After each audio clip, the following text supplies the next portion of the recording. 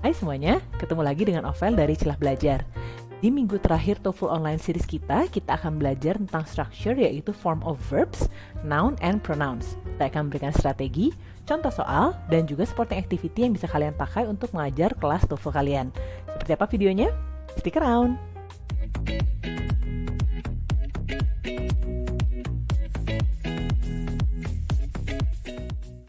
Ini adalah TOEFL online syllabus kita. Kita udah masuki minggu terakhir, yaitu minggu ke-16, structure 7, form of verbs, noun, and pronouns. Tapi jangan khawatir, di minggu depan kita akan bahas tentang extension sedikit tentang TOEFL, yaitu TOEFL internet based. Kita akan bahas beberapa hal yang berbeda dari reading dan listening, karena ada beberapa tuh yang sebenarnya udah sama, jadi kalian udah belajar lah gitu ya di TOEFL online series kita. Dan saya akan membahas speaking dan writing, karena speaking dan writing itu nggak ada di TOEFL PBT. Jadi stick around, jangan kemana-mana, tetap lihat video dari Celah Belajar untuk belajar TOEFL IBT.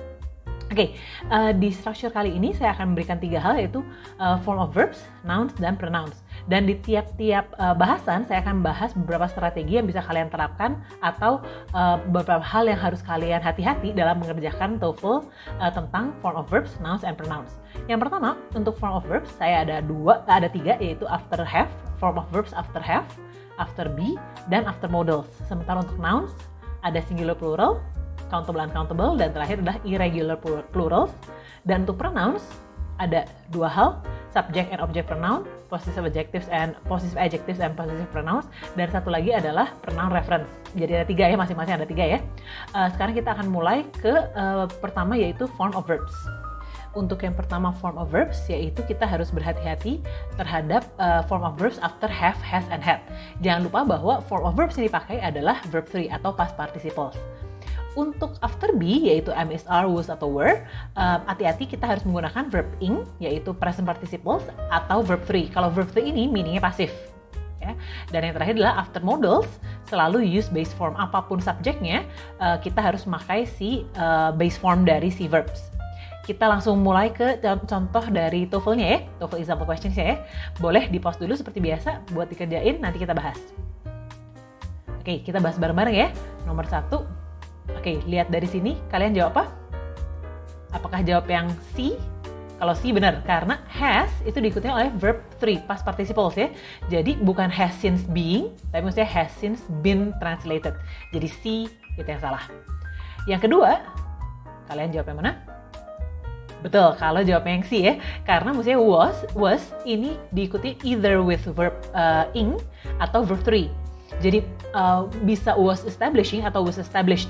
Kalau meaningnya pasif harus pakai verb 3. Jadi maksudnya was established with ed. Jadinya C lagi ya. Oke, yang nomor 3. Oke, C lagi ternyata. Karena would itu adalah modals. Modals harusnya diikuti oleh verb 1. Jadi would has ini salah, mestinya would have. Berikutnya, apakah kalian menjawab yang ini lagi? Nah, bukan yang ini ya, karena hung ini benar verb 3 ya. Tapi yang were itu harus diikuti oleh either verb ing or verb 3. Came adalah verb 2, jadi ini udah pasti salah. Karena mestinya were coming atau mestinya came aja. Betul ya, jadi were coming atau were come kalau verb 3-nya ya. Tapi karena ini bukan pasif, jadi kita bilangnya were coming. Mesti yang dia. Yang nomor 5, apakah kalian jawab ini? Betul, karena has itu harusnya diikuti oleh verb 3. Jadinya has won ya, has won ya. Jadi mestinya Linus Pauling has won, bukan wins, 2 Nobel Prizes. Jadi sebenarnya kalau yang buat form of verbs itu enaknya karena nggak usah dilihat nih subject verbnya, karena mereka nggak usah lihat di konteksnya pun itu salah. Jadi was established mau subjeknya belum ada atau verbnya belum ada, itu nggak mungkin bener lah gitu ya. Jadi udah pasti salah yang kayak gini. Jadi nggak usah baca konteks semuanya, tapi sebenarnya dengan melihat kalau udah ada has atau was gitu ya, langsung lihat apa yang ngikutinnya, modals apa yang ngikutinnya. Karena sering banget juga keluar modals diikuti oleh misalnya 2 plus verb 1 gitu, misalnya gitu ya. Jadi itu salah. Itu untuk yang pertama. Untuk yang kedua yaitu nouns, ada 3 hal yang harus kita hati-hati ya. Yang pertama singular and plural nouns, yang kedua adalah countable uncountables, dan ketiga adalah irregular forms of noun. Ya betul, irregular forms of plural noun. Oke, yang pertama kita lihat ya, singular plural, uncountable. Ada 3 jenis ini ya. Dan kata-kata ini itu bisa membantu kita menentukan harus yang ngikutinnya tuh singular countable, plural countable, atau uncountable. Kayak misalnya each gitu ya, nggak boleh diikutin oleh plural noun. Karena each itu harus diikutin oleh singular countable. Seperti itu ya. Jadi dengan tahu kata-kata ini, kayak tadi, dengan ngelihat kata-kata ini, lihat yang ngikutinnya apa. Kalau yang ngikutinnya salah, itu udah pasti salah. Jadi misalnya much diikutin oleh plural countable misalnya, udah salah. Karena much harus diikutinya oleh uncountable. Seperti itu. Yang kedua adalah hati-hati dengan irregular plural. Kebanyakan plural itu pakainya S ya. Jadi misalnya table jadi tables gitu ya. Apalagi desk jadi desks misalnya. Tapi kadang-kadang ada juga irregular plural. Jadi misalnya kayak ini ya, food itu bukan foods tapi feet. Child itu children. Atau misalnya same as singular, ini fish jadi fish misalnya, tergantung dari konteksnya. Irregular plural ini itu juga kadang-kadang suka ditanyain di TOEFL, jadi hati-hati. Kita lihat contoh soal TOEFL-nya ya. Pertama adalah ini, TOEFL example question. Seperti biasa, mau di-pause boleh, biar nanti kita bisa bahas. Pause sekarang. Oke, kita lihat ya. Yang pertama, apakah kaliannya jawab ini? Betul? Karena several itu harus diikuti oleh plural. Several respect, ini salah, maksudnya several respects, bukan respect ya. Respect di sini bukan artinya hormat, tapi several kayak aspek lah gitu ya, beberapa hal. Jadi countable respects with S. Yang kedua, apakah kalian jawab yang ini? Betul, karena each yang tadi saya bilang ya, each itu diikuti oleh singular countable. Jadi misalnya each year bukan each years, walaupun meaningnya plural ya. Setiap tahun kan nggak cuma 1 tahun ya, berbagai tahun itu each, tapi tetap each itu diikuti oleh singular countable. Yang ketiga, betul. Ingat ya, much diikutinya oleh uncountable. Jadi misalnya much safeguard, bukan much safeguards. Ya, oke. Berikutnya. Nah, ini tuh salah satu dari yang irregular plural. Jadi phenomena ini adalah plural. Padahal mestinya diikutinnya oleh singular ya. Jadi bukan a phenomena tapi a phenomenon. Jadi on itu kayak criterion sama kriteria gitu ya. On kadang-kadang jadi singular, dia jadinya a. Jadi kayak tadi phenomena ini pluralnya, kriteria pluralnya. Singularnya adalah phenomenon dan criterion. Dan yang terakhir adalah ini, karena amount itu diikutinya oleh plural countable ya. Benar. Jadinya bukan amount, karena pointed ini adalah plural countable.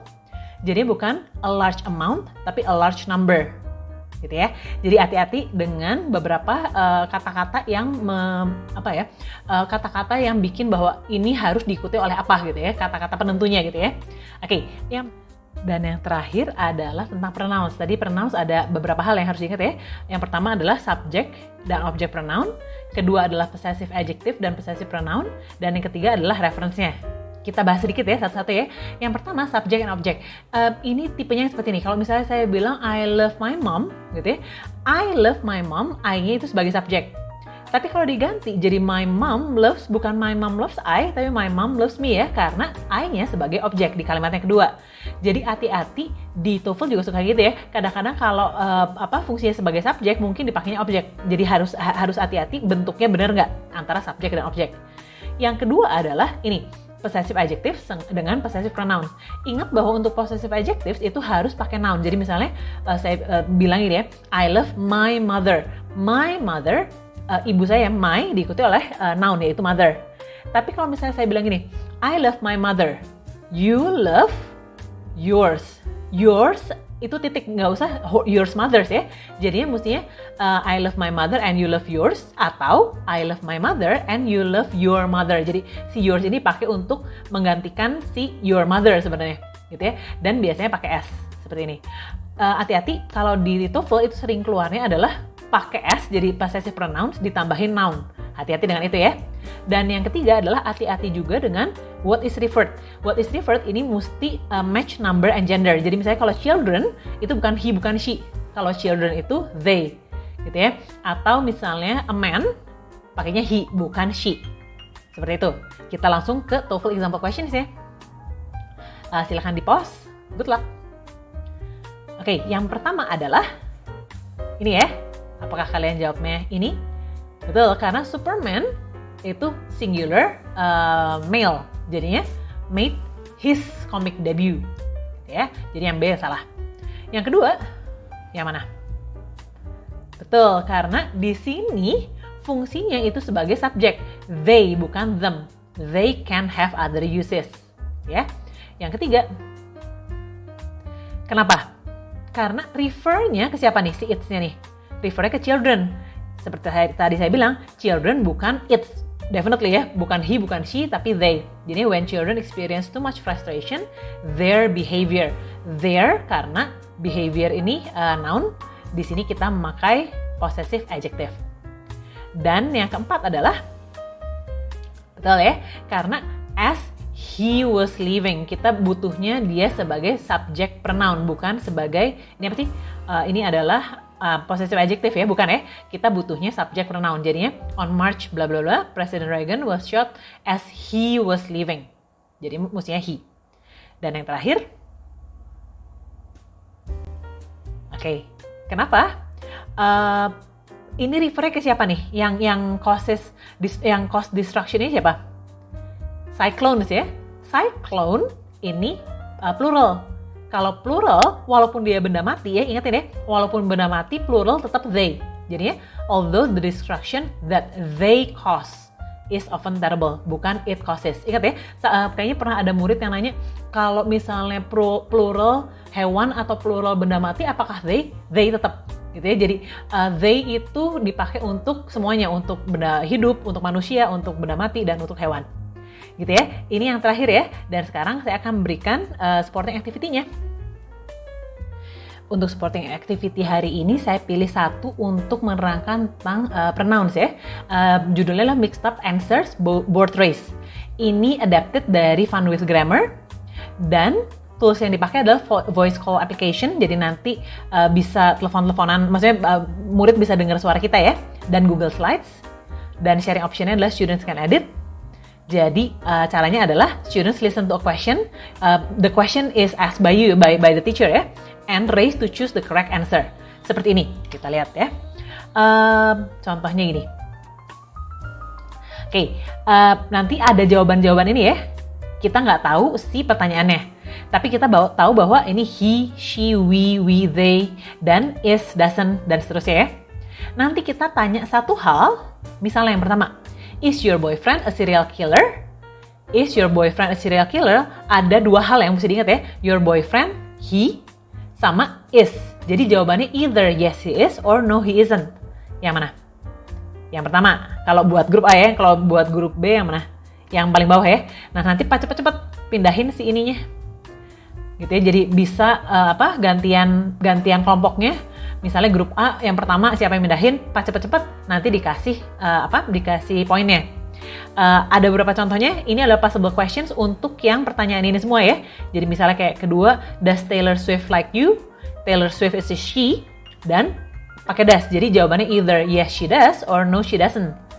Yes she does. Oh ini yang ini ya. Jadi nanti dipindahin ini ya. Ini pindahin ke sini. Nanti grup yang ini pindahin ke sini. Misalnya seperti itu. Nanti cepet-cepet dikasih poinnya, yang paling banyak yang menang. Oke guys, segitu dulu video terakhir kita di TOEFL Online Series kita hari ini. Jangan khawatir, di minggu depan kita akan melanjutkan sedikit tentang TOEFL, tapi bukan TOEFL PBT, tapi TOEFL IBT. Don't forget to like, share, and subscribe for more great videos from Setelah Belajar. See you!